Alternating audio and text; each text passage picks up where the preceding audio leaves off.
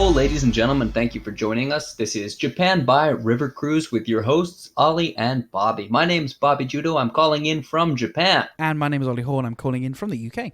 So today we are going to be discussing a story that got Ollie really excited because this is just like your wheelhouse. It's Yeah. trademark law. Yay, Yeah. trademark law. This is exactly what I spent 3 years on, exact this issue. Yep. And let me tell you, I couldn't give a shit. As it pertains to Kim Kardashian's attempts to trademark the name kimono for her new shapewear brand. And as always, we're going to be taking an in-depth look at the world of Japanese river cruises, including this week's river cruise recommendation. Isn't that right, Ollie? Yes, I'll be recommending a cruise just outside of Tokyo, which has unique anti-terrorism measures to make it Yokohama's safest cruise. How do they do it? Well, a departure schedule that's entirely inconsistent with the actual start times and security officials with a tougher-looking uniform. Oh, that is clever. Also, let's get linguistic. We'll be listing our top 20 Japanese river cruise-based proverbs, and we'll tell you which ones are good for starting a fight. But first, soap talk.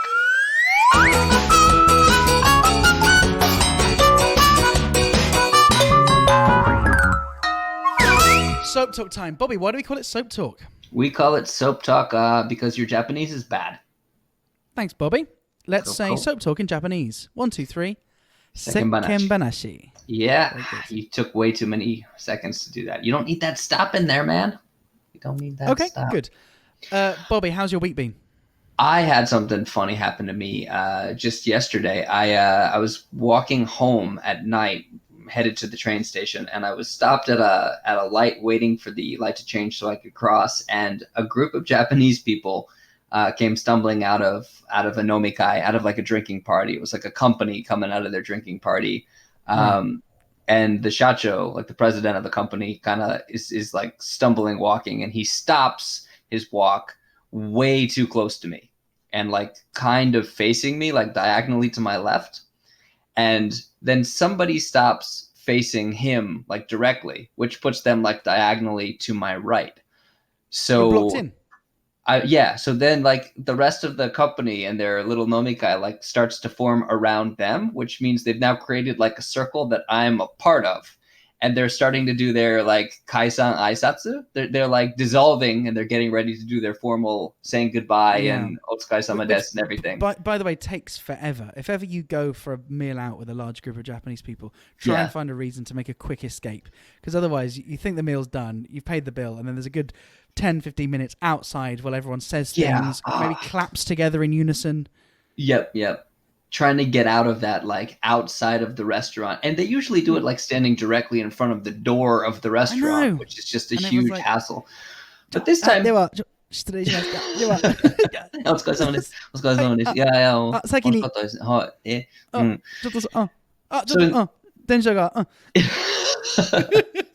So instead of doing it directly in front of the door of the restaurant, they did it like in a semicircle around me.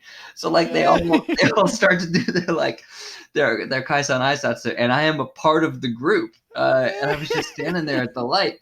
And so I guess the reason that they were all out is because they had a new company employee who was there. He's a Nepalese guy, and they were like doing a welcoming thing for him, and he's there with his wife. And so the only person in the whole group that kind of like notices that I am now like in the group is the wife. And she and I are like making eye contact and kind of like smirking and laughing. And then they all start to do their bowing. And so I just kind of start bowing too.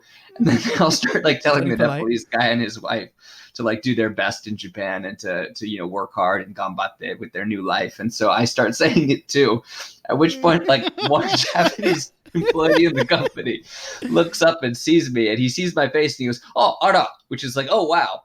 And the shacho responds to that and sees me standing like directly next to him, and he's like, "Oh, is this like a friend of yours?" They're all in like their work suits, and I'm like in my. They're like looking at the Nepalese guy, going, "Presumably you brought him, did you?" But so the Japanese guy who recognizes me, the shacho, is like, "Oh, is he a friend of yours?" And he's like, "No, he's on TV. He's a soccer player," which I'm not. But I'm on TV. That's a classic Bobby Judo level of fame, isn't it? It's like they know you're on telly, but they couldn't say precisely what you do. And the shacho is like, "But I've never seen this guy." And they're like, "Oh no, I don't know if he's on TV in Kyoto," which apparently shacho is from. but he's on TV a lot in Fukuoka. And the shacho was like, oh, that's cool, but like, why is he here? Like, he actually said, like, nande warikonde kiteru no?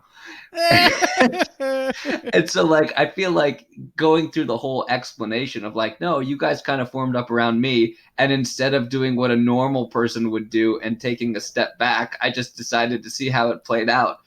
I felt like that'd be weird, so instead I was just like, betsuni, which is just like, I don't really know. I just So figured, yeah. So now there's a shacho somewhere in Kyoto and an entire branch of his small company in Fukuoka that thinks I'm just this like stuck up, self-important local TV personality who wanders around at night inserting myself in the group for attention. I can probably imagine though that tactic is probably a good way to get to go to some pretty fun after parties, because often people are always in a good mood after a company dinner, because often it's been paid for and they're kind of forced to drinks, they're merry, and because they haven't really enjoyed themselves at the dinner, what they do is they form like a contra soiree with the people from their company they actually like, where then they go on to like a second izakaya, break up into separate groups, and like they'll go to karaoke, or they'll exactly. And so I imagine that's probably quite a good way to go. Right, which one of you lot's the cool one? I'm gonna follow you. Yeah, except I think it was just antagonistic because they just assumed that I had inserted myself in. Yeah, right. So they ended up kind of upset with me. So can't be as bad as my week. I called a 1-year-old boy a twat. Yeah, that sounds like something you would do. Why though? So there are these gigs called Aftermirth, which are gigs marketed primarily at postnatal women. Well, I think they're marketed at both genders, but it does seem to be mainly women that turn up. Recent mothers. So, after birth, but aftermirth. Yeah. And so if your baby's under the age of 18 months, you can go. And the shows are always at times which are kind of more appropriate. Wait, isn't the afterbirth like all the parts but the baby though? Like, isn't that like there's the baby and then there's the afterbirth? Is that like like the placenta? I mean, next time I do one of these gigs, I might delve deep. But these mothers, they're not really that interested in talking. I mean, look, the whole gig is weird, right? So it's run very, very well. It's run by a really good comic and promoter, who herself basically realized like postnatal depression's a thing, and basically all that these mothers tend to do after they've given birth is like mother things, and they kind of lose their sense of identity. So what she's trying to do is build a comedy club that's like an authentic comedy club, but it just so happens it happens at midday and you can bring your babies along. And I've done 3 of them. Oh, it's not just for the moms, the actual babies are there. Yeah, because what else are they going to do with the babies? Now, obviously market your act at the babies, right? Although sometimes musical acts do well. Yeah. But the first one I did was in actually that was quite weird. It was in a community centre not far from where my old school was, and one of my old teachers was there with a baby. And we were told expressly, you've got to do like your most adult material, right? You've got to make this really seem like it's a late night gig. So there I was talking about just absolute filth. While my former school teacher was, and even like it's awful. Even when the MC, by the way, said, "So who's back on the sex after giving birth?" Even she kind of like glanced at me to check that I wasn't looking. Awful. This is a callback to a previous episode that we did, but like I'd like to think that like when you were talking to the person who runs this show and they were like, well, do you think you can handle it? And you were like, well, I once performed a bunch of sex material to a group of reggae dance children. Yeah, exactly. This is my thing. This is what I do. But they're like actually there with their babies on their laps then. Yes, so there are a number of unintended consequences. So imagine, think through a comedy gig, right? The MC does their bit, and then they bring the first act on. What do they inevitably ask the audience to do while the act is walking on stage? Well, to round of applause. Right. What can't you do if you've got a baby in your hands? Use your hands. So all these parents are doing is just like tapping their baby's head really softly. So anyway, the first one I did kind of went fine. Then I was booked to do a second one in a much bigger theatre at the Bristol Old Vic. And this was like a massive, great big, like a big stage, and it's like a theatre in the round setup. And I didn't realise during my opener that a baby was rolling onto the stage, almost kind of behind me, out of my peripheral vision. And the advice the advice that was given is you've just got to play the gig as if it's going well. They don't want to hear about the babies. They don't want to hear about what a weird gig it is. Just play it as if it's going brilliantly. And so I thought, at the very least, my opener, I've just got to play it as if it's a strong room that it doesn't have the sound of well over 100 crying babies. Anyway, this baby was rolling closer and closer and closer to me, and I had absolutely no idea.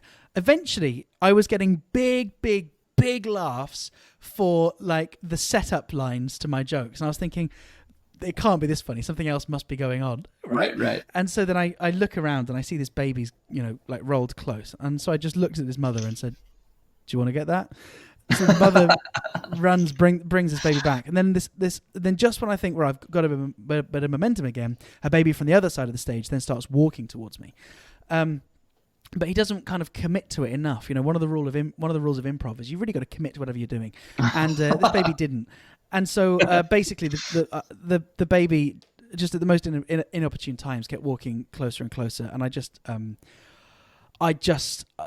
of comedy instincts kind of kicked in. I just called him a twat, and then I just had to apologise I was like, I'm sorry for calling that 1-year-old a twat. It didn't go very well, and actually I know it didn't go well because I thought it went fine, and I watched the video back, and there were laughs. But I then did another gig for this promoter, which went way better than that one, right? And I know that it can't have gone well because she said, that was absolutely brilliant. She was like, why didn't you do that material at the Bristol gig? I went, I just did different stuff. I wasn't sure what would work in the room. She went, well, if it's any consolation, I've had a shit gig this week as well. I went, hang on a minute, I don't think we'd agreed that, that Bristol was shit. That's your soap talk, and now let's get into the actual news. Actual news.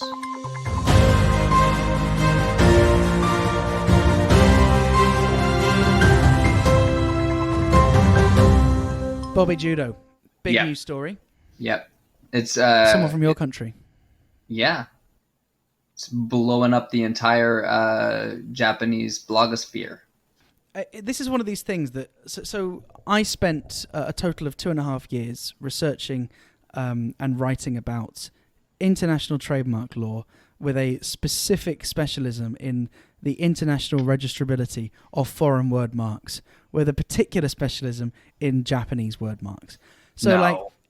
if this case, if this whole saga happened at the time that I was writing my thesis, this would obviously be like what I would lead with. Like, this is like the exact paradigm of what I spent hours and hours and hours and hours and hours reading cases, reading reports, and coming up with a thesis. So just before on the off chance that nobody knows what we're talking about, this is Kim Kardashian launched a brand of shapewear that she has called Kimono, and has not really explained why she called it Kimono. The speculation is that because her name is Kim, or whatever. Well, yeah. But yeah. But and she's trying to trademark it as her brand name, right? Yes, that's correct. And the story is that people are outraged that once she trademarks the word kimono, Japanese people can no longer use the word kimono in Japanese. Well, I just want to say real quick that like this is the first time that I have ever seen Japanese people upset about cultural appropriation. Right, yeah. Normally they love it. Normally they're trying to, flog tea ceremonies with you wearing the dress, and they love it when you do cosplay and stuff. Yeah. What normally happens, like Avril Lavigne did that like Hello Kitty video, and everybody came out against her and bashing her for Japanese cultural appropriation and this and that. And it's mostly like Nikkei Americajin, like Japanese Americans or Asian Americans or well-meaning white people. But then you ask like actual Japanese people on the street what they think, and they're like, yeah, it's great. It's great that, Katy Perry and Ariana Grande and all these like famous people that we look up to love our culture. So for me, there are two aspects of this that I find super amusing. Number one, it's the first time that actual Japanese people have gotten like really upset about the cultural appropriation part of it. And the other one is true, because I've not seen much on Twitter of actual Japanese of Japanese people going ballistic. I've seen a few. Oh yeah, no, ballistic. Yeah. Like okay. There are a handful of, I think what happened was it started with Japanese speaking foreigners posting about it. And even like Japanese American, like Hiroko Tabuchi, who works for the New York Times, or yeah. like bilingual people in journalism that started linking the story and posting translations of the story and asking Japanese people for their responses. And the average Japanese person is really upset about it for a number of reasons. One, I mean, it's not anything close to a kimono, and because a kimono is like such a perfect representation of Japanese cultural textile arts and beauty and this and that, and they have so much pride in their identity as the people who've Right. created the kimono. To And take something as we that's know from previous discussions, it's only really the kimono that can guarantee to get you laid. yeah. But to have that kind of like the word for something that's very important to them in their sense of identity and cultural identity, to be used for something that's basically like what they see as sexy underwear is really offensive. And the other big thing is that Japanese people have no idea who Kim Kardashian is. Oh, really? Is that None. true? Yeah, no, I've had this conversation with so many people and like people who work in TV. And I'll say, there's this news story and it's about Kim Kardashian. And they'll go, who's that? And I'll go, oh, it's Kanye West's wife. And they'll go, who's that? Is Kanye West's music not popular in Japan? No. I mean, like Oh. among people who are into hip hop, yeah, but the average Japanese person has no idea who Kanye West is. And so the way I've been explaining it is they're like, so I'll go, do you know Kim Kardashian? They say no. I say, do you know Kanye West? They say no. I go, do you know Jay-Z? And they go, I think I've heard that name. I'm like, well, Kanye West is like on the level of Jay-Z, but you don't know who he is either. So do you know who Paris Hilton is? And they go, oh yeah, Paris Hilton. I've stayed at that hotel. No, they know Paris Hilton. Okay. And I'm like, okay, so Kim Kardashian is like the next generation Paris Hilton, but like at such a much higher level. And I think Yeah. it's so funny that Japanese people are like, we saw where the trend was going with like rich, white, useless people that were becoming celebrities. And we were like, no, one's enough.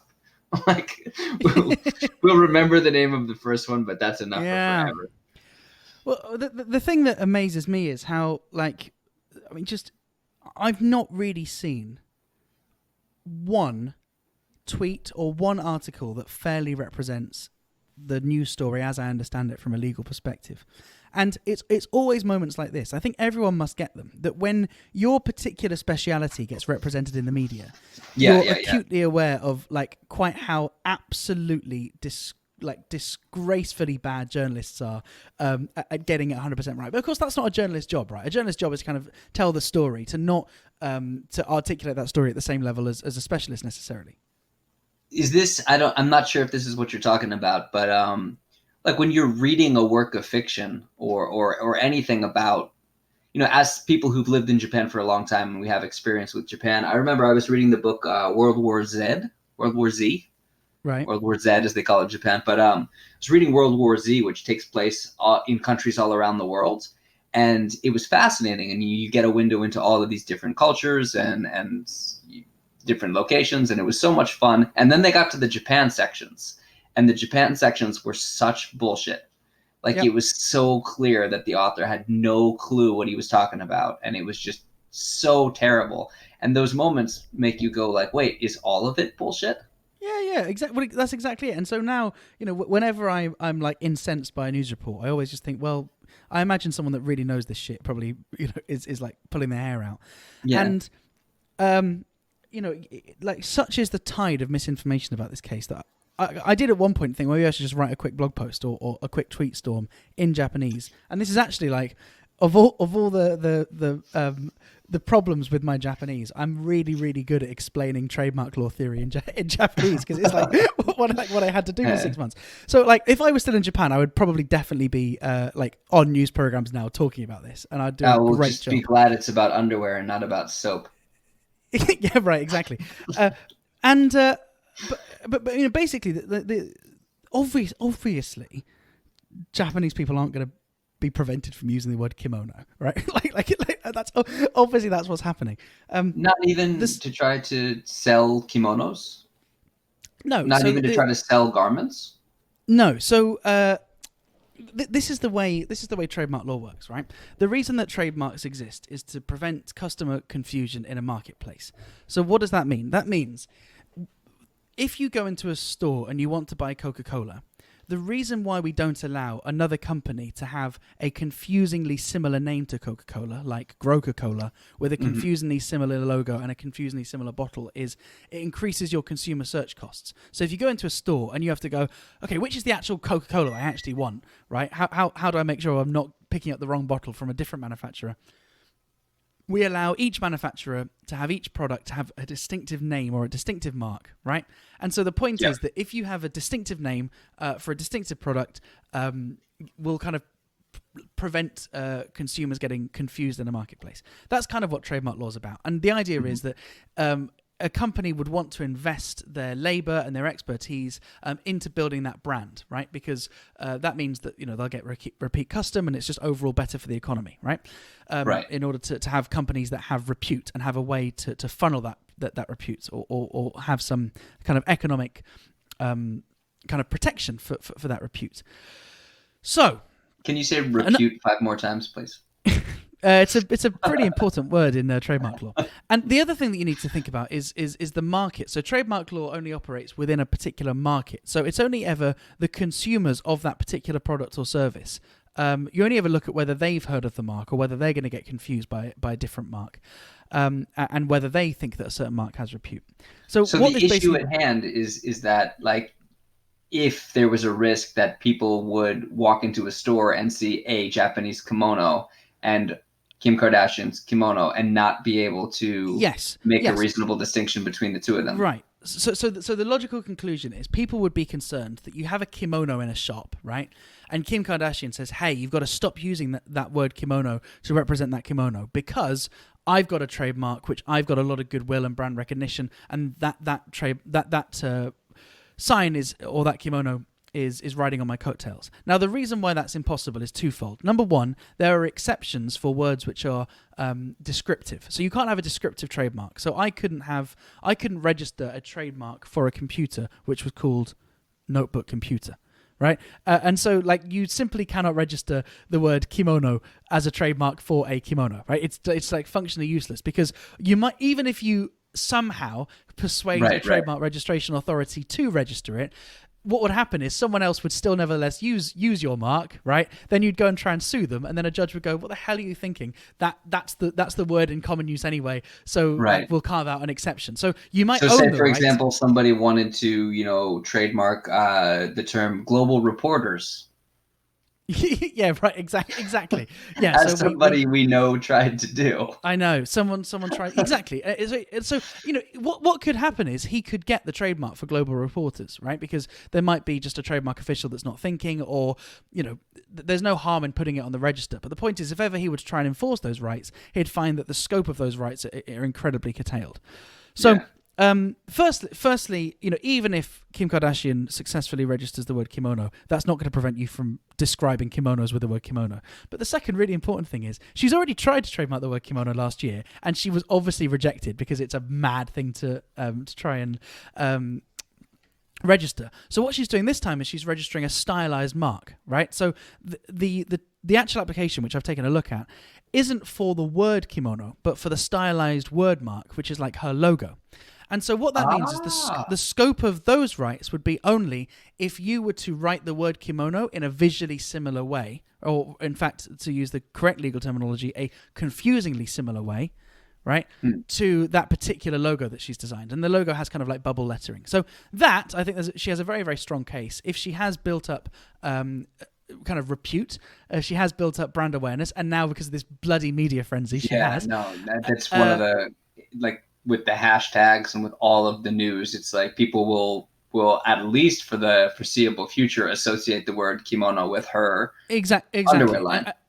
And so I don't have a problem with her creating a distinctive looking logo, right, which would represent her brand, and her registering that, meaning that other copycat manufacturers couldn't create a very, very similar logo. I think that's fair enough. But that is the absolute furthest the American trademark registration system will allow her to register any rights in relation to the kimono. So it's just such a non-story, and I imagine this has, this has obviously been registered with kind of a PR perspective in mind.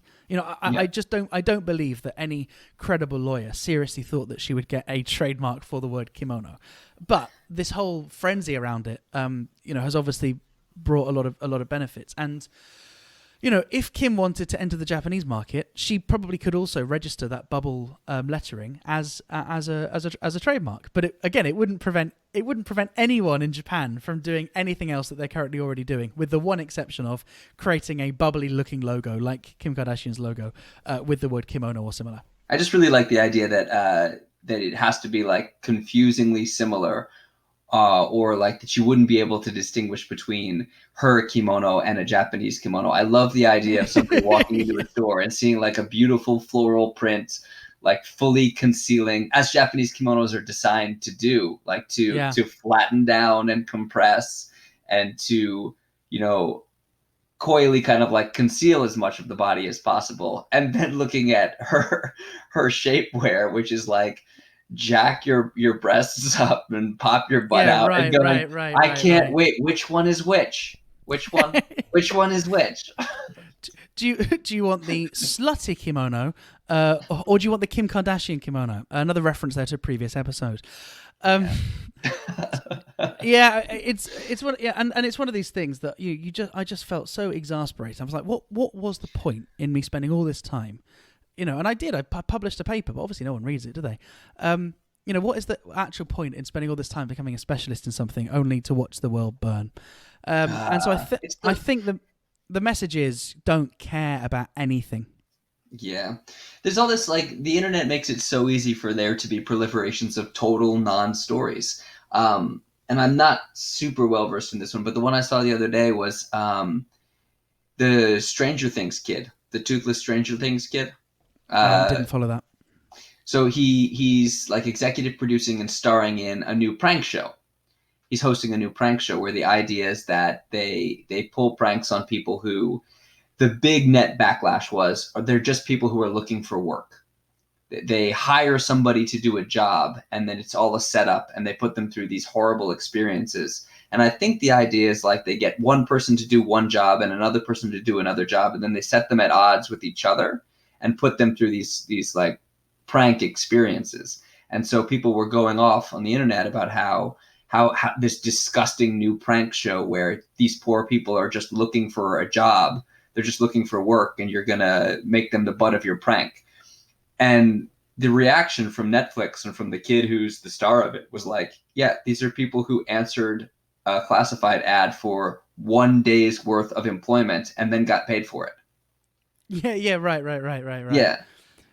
And and it's not like we promised them like a full salary and like benefits, and then and then had someone pretend to kidnap their kids. And also don't forget, these people would have signed release forms, so they would have gone through. It's so common, right, in TV production, because I did an undercover kind of pranky style thing for Japanese TV once, where I would pretend to not speak Japanese, ask people for directions, and see how far I could push it. And the furthest we pushed it was I asked a guy to teach me how to use chopsticks, and using like waribashi, right, the wooden chopsticks, which could snap. And every time he handed me the chopsticks, I just snapped them in half and let them fall in my ramen bowl. and I must have got through at least 7 pairs of chopsticks. Before what did this you guy, do this for? I think I did it for Mentai Waido, which is a morning entertainment show. Yeah, no, you didn't do that, did you really? Yeah. How did I not know about this? Well, because it was a hidden camera, kept it top secret. I've got the DVD somewhere, but it was really, really funny. But that particular guy completely lost his rag, because they wanted me to do the reveal that I spoke Japanese, right? And so I said, like, I just asked him a question straight up in Japanese, and he absolutely lost his shit, because he went, "What the hell? Like, are you taking me for a fool? You speak Japanese. What do you think you're doing?" And I went, don't worry, calm down, kind of thing. And then one of the camera operators was like hidden literally behind the bar where we were. So he Yeah. pops up, right, like a jack in the box, which makes the guy even more furious. The director's then like hiding behind the door of the toilet. He pops out. So this guy's like surrounded by people trying to calm him down, which only makes him angrier. The director then just says to me, Ollie, leave. Because this guy was like really kicking off. And so like obviously we didn't get the release form from him, but like we didn't get the release form from at least half of the people we pranked, I'd say. Yeah. Yeah, I think the bigger thing was that like the idea was you'd promised somebody a job and then played a prank on them, and then they found out that they didn't really have a job. And it's like it wasn't that. Like they had what they thought was a one-day job doing something else, and it turned out to be a one-day job being on TV, which probably paid a lot better. So well, but yeah, people want to create a scandal about anything, and then of course the actual travesty is things that absolutely should be scandals. They don't seem to get the same traction, do they? Again, we've ended this podcast on a negative note.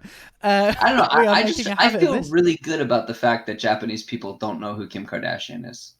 It gives me a little bit of faith. That's a positive Although thing. they also don't know who Prince is. They also don't know who Bobby Judo is. All three we need to work on.